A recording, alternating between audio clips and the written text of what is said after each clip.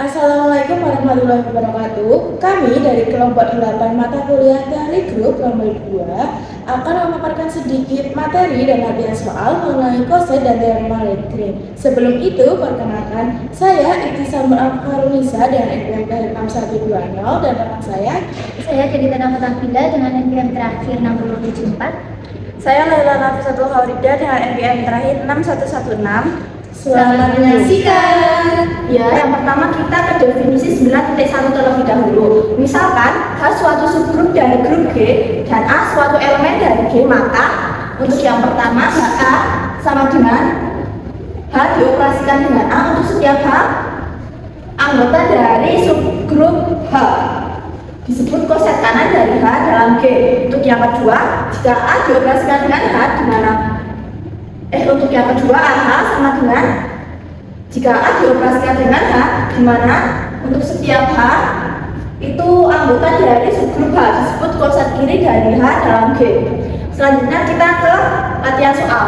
Di sini andalkan suatu grup adalah G dengan operasi penjumlahan sama dengan bilangan 2 dengan modulo 4 dan subgrup dari G adalah H yang beranggotakan 0,2. Tentukan koset kiri dan koset kanan dari H dalam G. Untuk penyelesaiannya di sini, jika G dengan operasi penjumlahan itu sama dengan bilangan 2 modulo 4, maka anggotanya dari 0 sampai 3, yaitu 0, 1, 2, dan 3.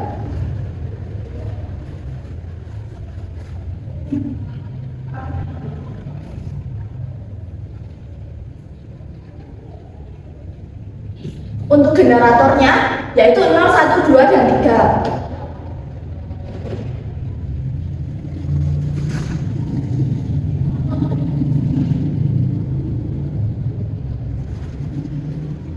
Ya, di sini kita akan langsung mencari koset kiri terlebih dahulu.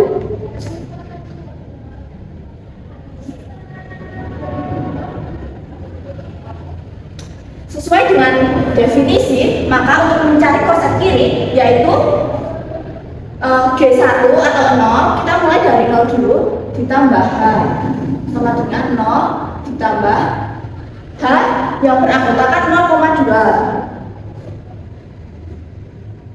sama dengan 0 ditambah 0 itu 0, 0 ditambah 2 itu 2. Selanjutnya 1 ditambah H sama dengan 1 ditambah 0,2. 1 ditambah 0 itu 1, 2 ditambah 1 itu 3. Selanjutnya 2 ditambah H, 2 ditambah 0,2. 2 ditambah 0 itu 2, 2 ditambah 2 itu 4. Berhubung ini modulo 4, maka untuk 2 ditambah 2 itu sama dengan 0. Selanjutnya 3 ditambah H, 3 ditambah 0,2. 3 ditambah 0 itu 3, 3 ditambah 2 itu 5, karena modulo 4 maka 1. Selanjutnya kita akan mencari koset kanan.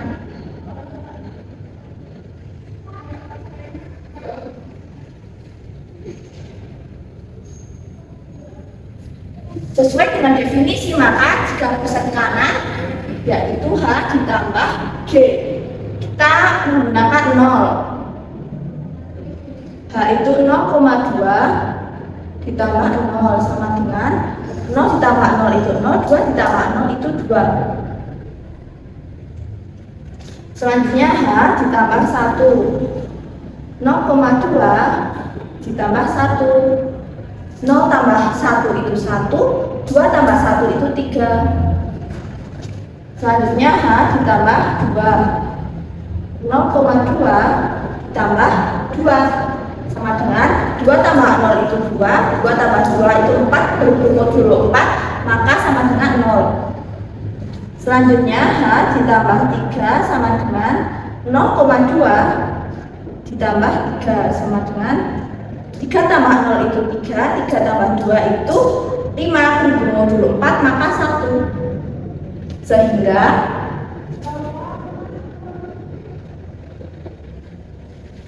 ini dapat disimpulkan jika 0 ditambah H itu kan 0,2. Ini sama dengan H ditambah 0, sama-sama 0,2.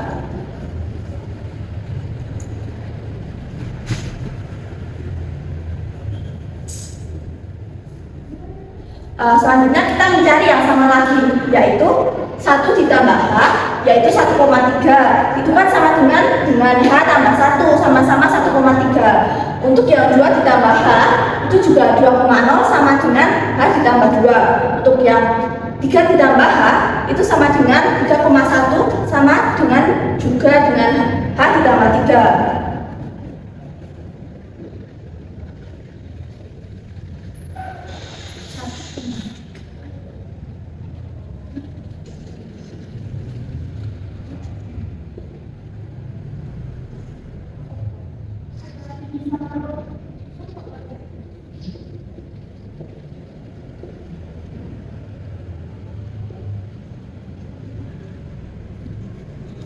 Ya, jadi dapat disimpulkan bahwa koset kiri itu sama dengan koset kanan.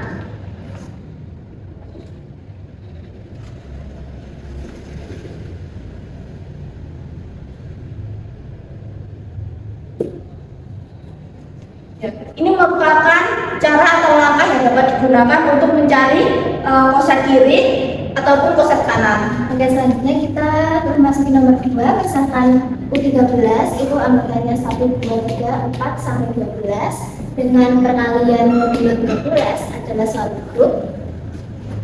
Dengan M itu anggotanya 139 itu adalah subgrup dari U13. Koset-koset dari M adalah, nah ini kan soalnya itu kan suatu grup komutatif ya, maka kalau misalnya grup komutatif itu koset kiri sama dengan koset kanan, maka kita mencari satu saja antara koset kiri, kalau enggak koset kanan, maka kita mencari koset.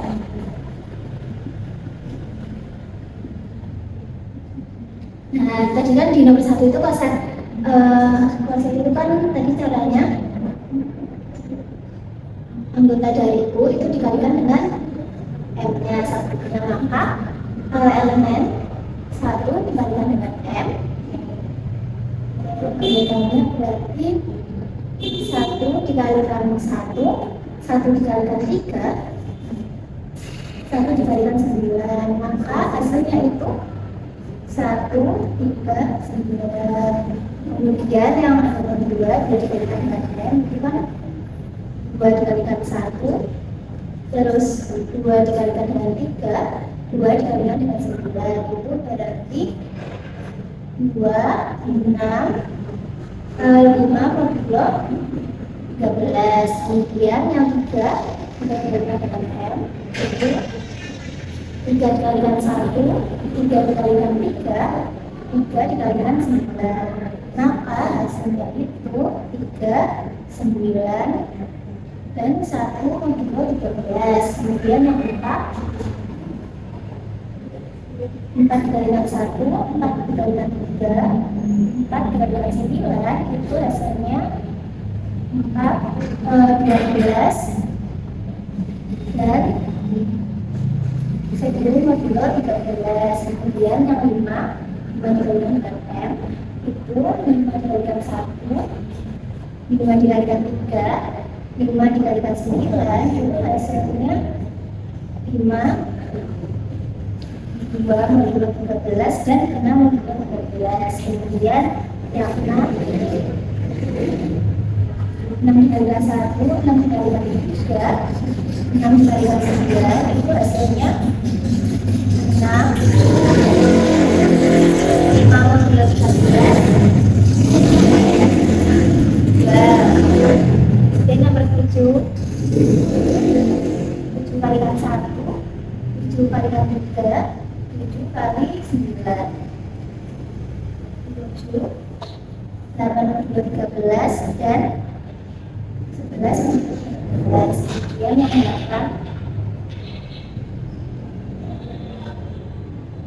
8 dikalikan 1, 8 dikalikan 3, 8 dikalikan 9. Hasilnya itu 8, 11 modulo 13, dan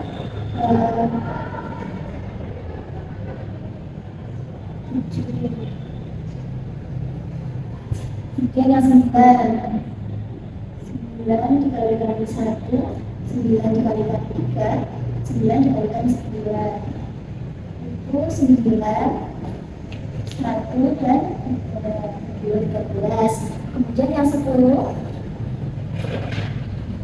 kalikan 1, 10 kalikan 3, 10 dikalikan 9 itu 10, 4 sama 12 membuat 13. Kemudian 11M itu 11 dikalikan 1, 11 kalikan 3, 11 kalikan 9. Sebelumnya 11, 7, 8 membuat 13. Yang terakhir 12 dikalikan M itu 12 dikalikan 1, 12 dikalikan 3, 12 dikalikan 9. Hasilnya 12, 10, 4, 13. Oke, sehingga kita mencari anggota himpunan yang sama. Yang pertama ini kan 1M ya, 1M itu anggotanya ada 1, 3, dan 9. Maka kita mencari yang anggotanya juga ada 1, 3, dan 9. 1M itu sama dengan ini 3, 11, 1 itu masuk. Jadi ini kan 3M ya.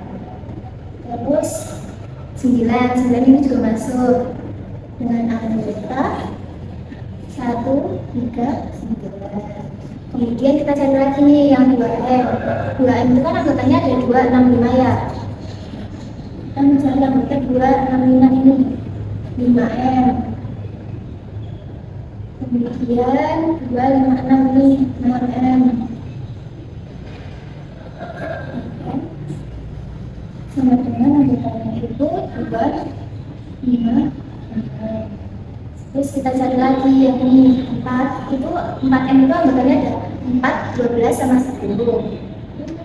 4M itu sama dengan 4, 12, 10 itu ini 10M dan 12M. Itu 4, 10, 12 ya. Kemudian kita cari lagi yang 7, 7, 8, 11 itu 7M. 7, 8, 11 ini 8M. Dan terakhir 11M. Dengan anggota 7, 8, 11. Nah, dengan ini kan sudah mengetahui ya ada berapa pasal kita kan? 4 pasal. Kemudian dengan teorem A9.1, jika H1 dari G, maka A elemen H jika dan hanya jika H dioperasikan dengan A itu menghasilkan H. Maka dari sini kan hanya itu M ya. Ini itu sebagai H. Kemudian A-nya itu ini. Anggota dari ini sebagai A. Nah, ketika H dioperasikan dengan A itu menghasilkan H sendiri. Nah, contohnya ini bagian ini kan ada 1 ya, 1 dikalikan dengan M. 1 dikalikan dengan M, maka hasilnya juga 139. Nah, begitu pun 3 juga ya. 3, 391, 139. Kemudian 9 juga ya. Hasilnya itu 91. Nah, maka dengan teorema 9.1 itu kita tidak perlu menghitung semuanya, semua ini. Jika ini kan yang sudah diketahui kan 139 ya, maka kita cari salah satu aja, misal 1, nah 139, maka 3 dan 9 itu tidak perlu. Kan 3 dan 9 itu sudah apa ya, sudah mencakup dari 1M. Yo. Oke, selanjutnya nomor 3 adalah misalkan H dengan anggota 1, 1, 2, 3, 4, 1, 3, 2, 4, 1, 4, 2, 3. Berapakah banyaknya koset kiri yang berbeda dari H di A4? Kerjakan dengan teorema Legring. Nah, yang pertama itu kita tentukan ukuran grup A4. Jadi A4 kan adalah grup bergantian pada 4 elemen atau permutasi grup. Jadi rumusnya itu banyaknya anggota Kn sama dengan N faktorial per 2 sama dengan, nah N faktorial ini kita lihat A-nya itu kan tadi 4, berarti 4 faktorial per 2 sama dengan 4 dikali 3 kali 2 kali 1 per 2 sama dengan 12. Nah, untuk selanjutnya kita tentukan ukuran subgrup H. Nah, H kan diberikan dalam soal itu ada H1, 1, 2, 3, 4, 1, 3, 2, 4, 1, 4, 2, 3. Jadi kita kelompokkan. Ini kan 1, kemudian 1, 2, 3, 4, terus 1, 3, 2, 4 sama 1, 4, 2, 3. Nah, jadi sini H memiliki 4 elemen. Jadi 1, ini 1, ini 2, ini 3, kemudian ini 4. Nah, kemudian kan untuk teorema Lagrange itu untuk grup berhingga G dan subgrup H itu order H membagi order G. Jadi order H membagi order G. Nah, untuk permasalahan ini itu perlu diingat bahwa banyaknya koset kiri yang berbeda atau disebut indeks H dalam G itu dapat dihitung.